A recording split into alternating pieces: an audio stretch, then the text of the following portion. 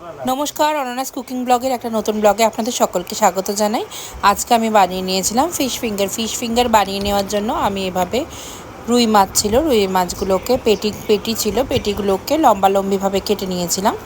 কেটে ভালো করে ভিনিগার জল দিয়ে ভিজিয়ে রেখেছিলাম প্রায় আধ ঘন্টা পরে জলটাকে ভালো করে ঝরিয়ে নিয়ে আবার 3 বার 4 বার ধুয়ে জলটাকে ভালো করে ঝরিয়ে নিয়ে আমি রেখে দিয়েছিলাম, লেবু মাখিয়ে রেখে দিয়েছিলাম।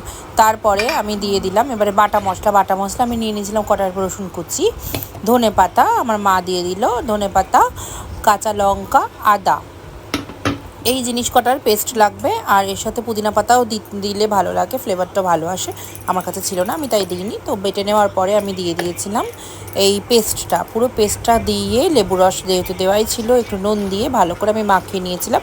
মাখিয়ে নিয়ে আমি ফ্রিজে ম্যারিনেট করতে দিয়ে দিয়েছিলাম। হ্যাঁ, আর একটু দিয়ে দিয়েছিলাম কর্নফ্লাওয়ার দিয়ে ভালো করে মাখিয়ে আমি ফ্রিজে এটাকে সেট হওয়ার জন্য রেখে দিয়েছিলাম প্রায় ওই সারা বেলা মতনই।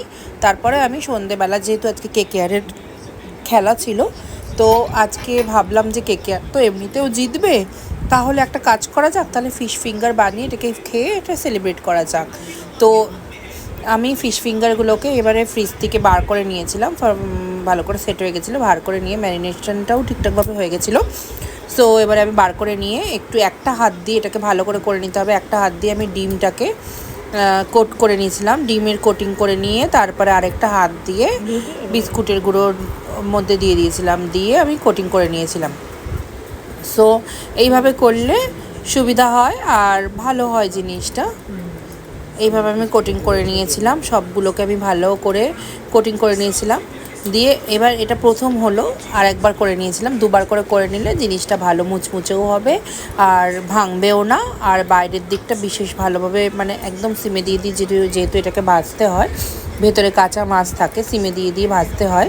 সো তার জন্য এটা ভাঙবেও না আর মুচমুচেও থাকবে আর খেতেও ভালো লাগবে। তো দুবারে আমি ভালো করে কোটিং করে নিয়েছিলাম, দেখতেই পাচ্ছেন। আজকে হঠাৎ করে মনে হচ্ছিল যে একটু ফিশ ফ্রাই খাই, সেই জন্য এটা করে নেওয়া। আর আমার ভাইয়েরও খুব পছন্দের, আগের দিন তো কিনে এনেছিল, এতগুলো টাকা দিয়ে ফিশ ফ্রাই কিনে এনেছিল। তো আমি বলেছিলাম দাঁড়া, এতগুলো টাকা দিয়ে ফিশ ফ্রাই কেন কিনবি, আমি বানাচ্ছি।